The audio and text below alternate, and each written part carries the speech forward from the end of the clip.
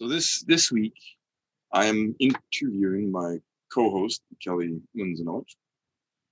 Kellie has been a gymnastics coach and learning facilitator for over 35 years. She's a mother of four and is a published author of over 25 books.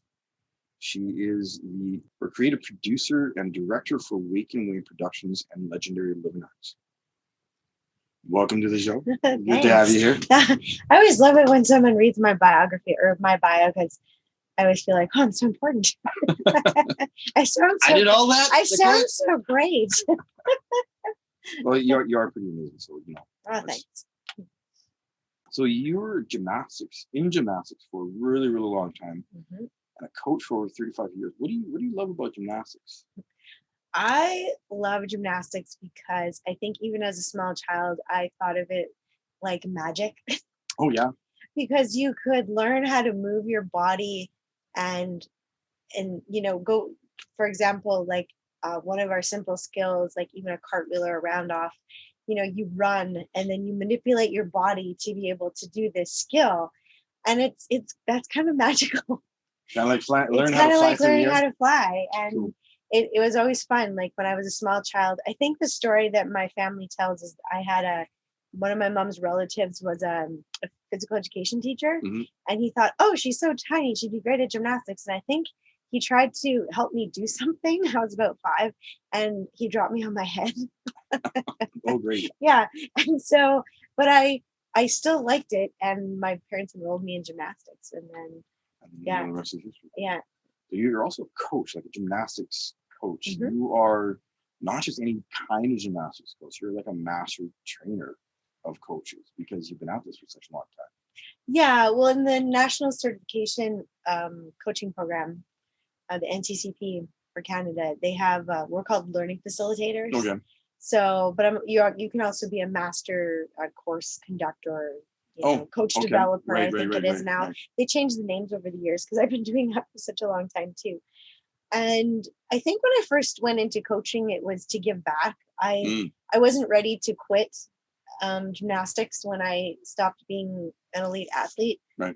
I would have missed going to the gym a few days a week to do something. So I went into coaching, and from my very first coaching course that I took, I absolutely loved it because I could then learn the behind the scenes stuff, like how to actually teach the skills that I had been taught over the years during my competitive career. So that's what you get out of like your desire to be a coach, was to give back. Yeah. And to learn more so that you can give back more. Yeah. Yeah. So, and I was good at doing gymnastics, and I think I'm a fairly good coach. I think most of the people in the province, probably my colleagues, think I'm all right. But the other thing I went into being a learning facilitator was also to teach other coaches how to coach. Right. And so there's the National Coaching Certification Program, like I said, and I'm a facilitator for gymnastics foundations and theory, and also for Active Start. So it's like all the grassroots, the foundation things. I think that's really the most important. That's where there's the most participants in the program. Right. It's kind of sad right now with the whole COVID thing that, programs are closed and stuff, but a lot of missed opportunities. Yeah. Sharing that knowledge. Yeah. So, but that's very admirable that you wanted to give back to teachers. That's why I teach, because I want to give back because of the benefit and the amazing experiences I've had learning the stuff that I know. Yeah, and I like being able to teach someone something, and the look on a child's face, especially when they learn a skill. Oh yeah. Oh yeah. Like, it's the best feeling in the world. They're like, I did it. I mean, that accomplishment, I never get tired of that. Never get tired of being witness to that. I feel you. So you are also a mother of 4.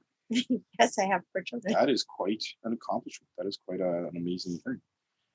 And so as a coach, as a learning facilitator, and being a mother of 4, like how has that affected your development as a coach or as a learning facilitator, and how has that sort of worked its way into being a parent and being a mom of 4?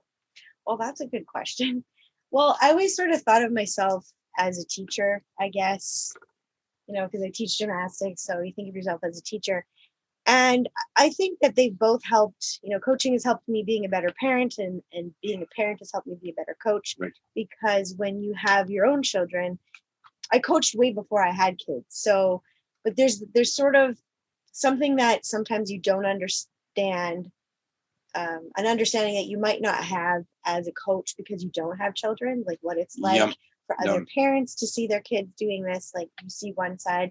And I think being able to see both sides and being a coach and then having kids and watching them learn things, you get to see both sides. They've helped a lot. I think being a coach, because you deal with all kinds of behaviors in the gym. So you learn different ways of dealing with different individuals. And then when you have your children, you tend not to, I think, just repeat things the way that you were taught when you grow up. Like I have a whole arsenal of things that I learned as a coach and how to deal with people that I could then apply to my children. Sure. Yeah. For, discipline or whatever, or just being able to talk to them, because even though you have 4 kids and you have basic household rules, each child's different, right?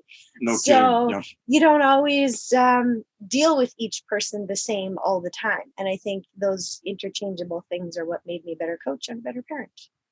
I would agree with that. Having met all 4 of your kids, I believe that you've done an amazing job at both. Well, thank you. Yeah, I have 2 adult kids and 2 teenagers. So it's, they're not small anymore, but I have really enjoyed, I've really enjoyed them growing up. I think I don't think I've ever gotten stuck in a phase where I miss them being babies. Babies are a lot of work, and I'm not sure that I'm a baby person per se. But I love teaching my children everything from, learning how to get dressed and tying their shoes. And I like to celebrate those accomplishments with my kids as they grow up, just as much as I celebrate the accomplishments of the child in the gym learning the skill. Right. So same sort of satisfaction. Yeah, right. Yeah. Having taught kids myself, not personally being a parent or father, and having taught kids, I've learned an incredible amount by sharing accomplishments, by celebrating accomplishments with them, by watching them savor that moment, and how that gives them confidence. Yeah. How cool that is to like see that instilled in them, and how proud they are of themselves, and how that like gets rooted in who they are. It's very amazing. Oh yeah, and I've loved watching my children do that. I've gone sort of bouts of years where I haven't been coaching, and then I'll coach for a few years, and I'm always sort of in and out of the sport. I've always been a learning facilitator all the time. But there are some times where I've just chosen to focus on raising my kids, but it's the same sort of satisfaction, teaching them things. And I've loved watching them learn and grow. And even as adults, finishing college or going through college or getting good grades, like there's just things that they learn even as adults. And I'm just like, yeah, that's awesome. Yay. I'm still their biggest cheerleader. So, right on. That's awesome. You feel the love you have for your kids. That's wonderful. Thank you. So we also mentioned that you are an author, 25 books. That's quite impressive. And how did you become an author? Like you're a coach, your mother, you're doing gymnastics, and how did you get 25 books written? Well, each book is a different length, first of all. So there are some shorter works, but there are some that are novel length. It just depends on what I feel that story needs. But becoming an author, it was always something that I wanted to do, but I was so entrenched in gymnastics for such a long time. I don't feel that I really was, I certainly didn't encourage myself. And I don't know if I ever expressed that to anyone close to me or teachers, that I really had other creative talents that I wanted to express. Like it was sort of the secret little thing that I had, that I wanted to write a book. And I remember the first time I self-published a book of poetry, my very first book, and it was kind of addictive because I liked seeing it in print, and those are my words, and it was awesome. That I had a distant relative that I had run into, and they said something to me like, oh, wow, like the jock wrote a book. And the funny thing is that even though being a gymnast, I never thought of myself as a jock. Like, I was really puzzled by that. And I thought, I guess, people sort of see you one way, that you're this gymnast and you're a coach, and that's all they see you as. They don't see you. And I think for a long time, that's how I saw myself, was like, I was just this one, this is me. I made the gymnast identity, the coach identity. That was my entire life. Right, That was right, my thing. right. Yeah. And then when I had my first child, in between my first and my second child, my good author, Childhood. good author.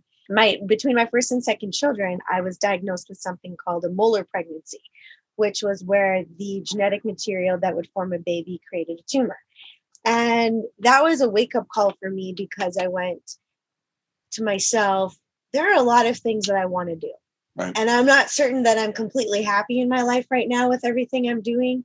I really like coaching gymnastics. But it's also, coaching can be a very stressful job, especially at a competitive level, which is what I was doing. Yeah.